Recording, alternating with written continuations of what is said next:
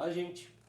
Essa aulinha aqui é com relação à prevenção de riscos nas instituições financeiras, que foi determinada pela Resolução do Conselho Monetário Nacional, número 3694 de 2009, tá?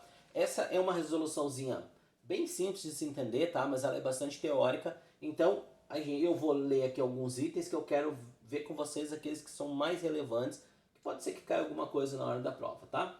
Com relação ao que fala essa resolução, ela fala sobre a prevenção dos riscos nas instituições que são financeiras, que são autorizadas a funcionar pelo Banco Central.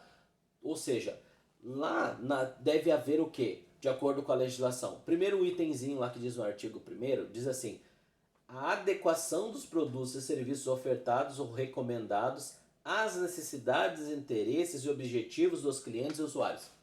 Isso quer dizer o quê?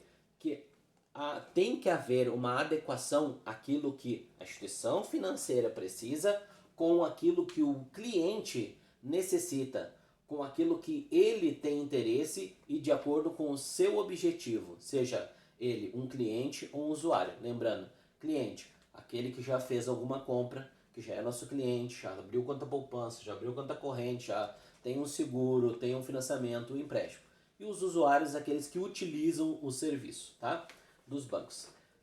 Então, tem que haver uma adequação entre os produtos e aquilo que o cliente quer. Olha como é simples a ideia. Senhora instituição financeira, faça uma adequação entre aquilo que você quer vender e entre aquilo que o cliente resolve comprar ou aquilo que ele precisa. O item 2 diz assim: a integridade, confiabilidade, segurança e o sigilo das transações realizadas e legitimidade das operações e serviços. Bem simples, né?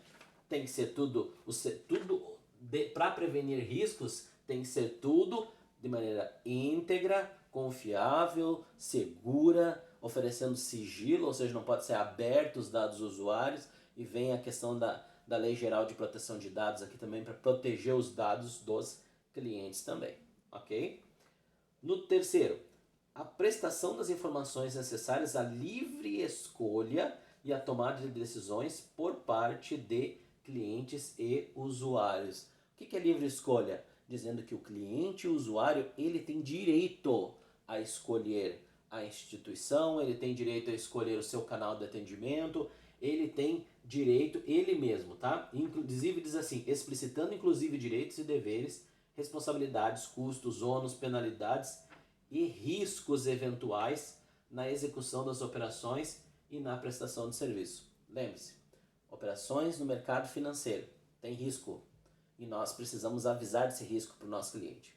Seria como se eu não tivesse avisado o cliente de que aquela aplicação dele teria um risco, de que aquela opção que ele está fazendo tem um determinado risco. Então ele tem que estar ciente disso. Diz lá também, o fornecimento tempestivo ao cliente e usuário de contratos, recibos, extratos, comprovantes e outros documentos relativos a operações e serviços.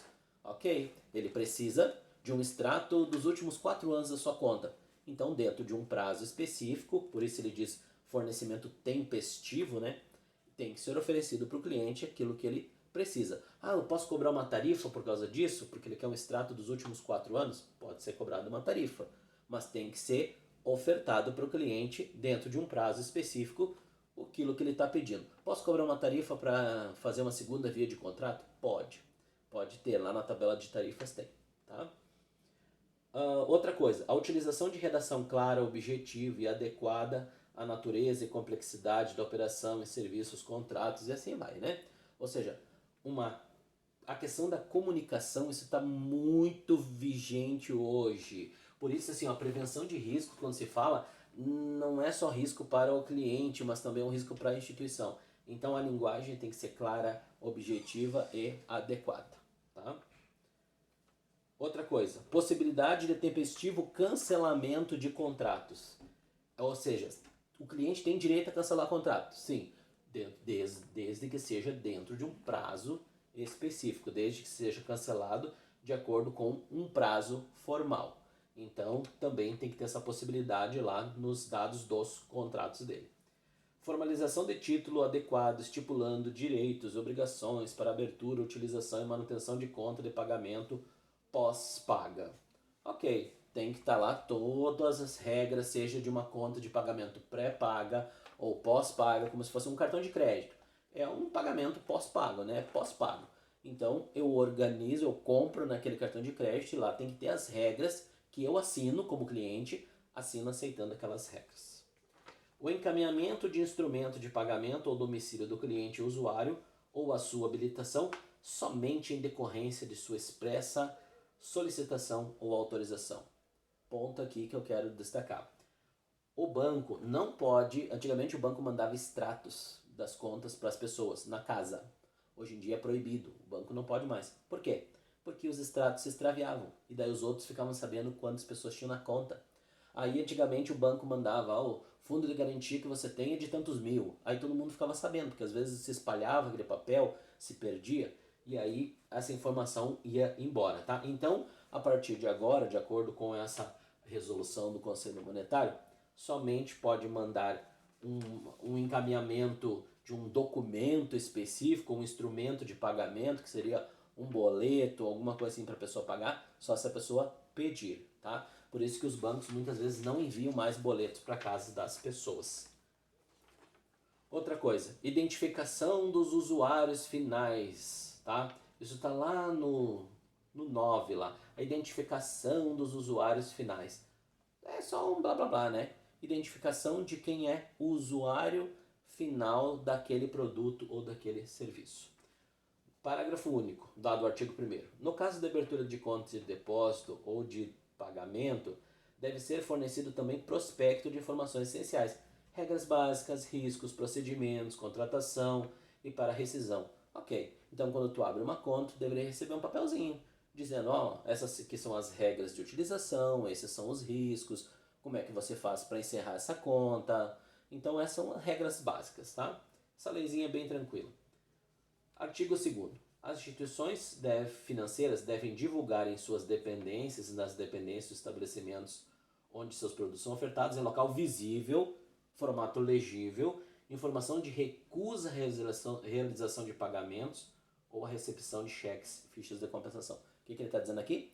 Olha, pode haver recusa de pagamento, dizendo assim, ó, não, esse banco aqui não recebe mais água, não recebe mais luz, esse banco aqui não recebe DARFs, não recebe GPS. Então, nesse caso, tem que estar num documento grande, legível, está lá na instituição financeira demonstrando quais são os documentos que ele recebe e quais aqueles que ele não recebe, tá? Então, porque principalmente os formatos de convênio, convênio de água, luz, telefone, esses convênios com instituições públicas, eles são diferentes dos canais de atendimento, depende. Se for no caixa, às vezes pode não ter esse atendimento no caixa, às vezes tem só no caixa eletrônico, às vezes só numa lotérica, num correspondente. Ok? Artigo 3º. É vedado às instituições financeiras recusar ou dificultar para usuários e clientes o acesso aos canais de atendimento, inclusive guichês de caixa. E esse aqui é uma questão. Ah, tá bom, eu tenho um boleto. O boleto é de 3 mil e eu tenho 3 mil em dinheiro. Eu posso pagar em qualquer banco? Posso. Ah, mas eu não tenho conta nesse banco. Posso pagar igual? Posso. Isso é o que diz a legislação. Tá? Não pode haver dificuldade seja no acesso aos guichês de caixa, aos meios que o cliente precisa, tá? Mesmo que ele não seja cliente, ele só é um usuário, mas ele não pode ser limitado com relação aos canais de atendimento. Lembre-se disso. Não pode limitar o acesso ao guichê de caixa simplesmente porque o funcionário não quis. Não. Existe um acordo que é do Sistema de Pagamento Brasileiro que te permite pagar boleto em qualquer banco, mesmo que você não seja cliente. Isso pode estar lá na prova. Tá? Artigo 3º, então, e parágrafo 1º. O disposto aqui nesse artigo não se aplica às dependências que são exclusivamente eletrônicas. Ok? Se existem só terminais eletrônicos, eu não posso exigir que não, eu quero entrar no banco. Mas esse banco não tem uma agência física, ele só tem um terminal eletrônico. Então eu não posso exigir entrar num banco se o próprio não existe uma agência física para eu entrar. E outra coisa, se o convênio diz que só pode ser pago no caixa eletrônico, é só no caixa eletrônico. Não tem como acessar a agência.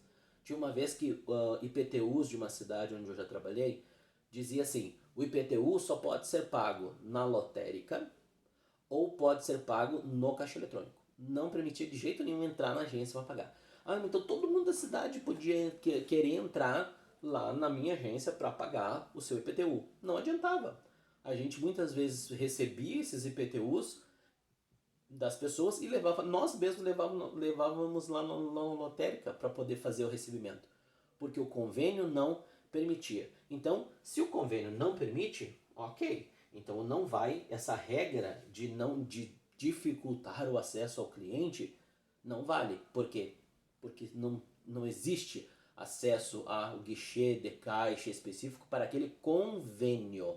Mas quando eu falo de convênio, eu estou falando do setor público. Quando eu falo de boleto, boleto tem o número do banco. Diz lá, o banco é o Banco Caixa, o Banco do Brasil, Bradesco, Itaú, HSBC. Todos esses bancos, se tem o número de um banco lá, eu posso pagar em qualquer banco. Agora, convênios que não tem o nome de um banco específico lá naquele documento de pagamento, então esse eu posso pagar em qualquer banco que eu quiser. Ok, gente? Então, fechou nossa aulinha aí. Era isso aí, tá bom? Tudo de bom então pra vocês e até a próxima. Até!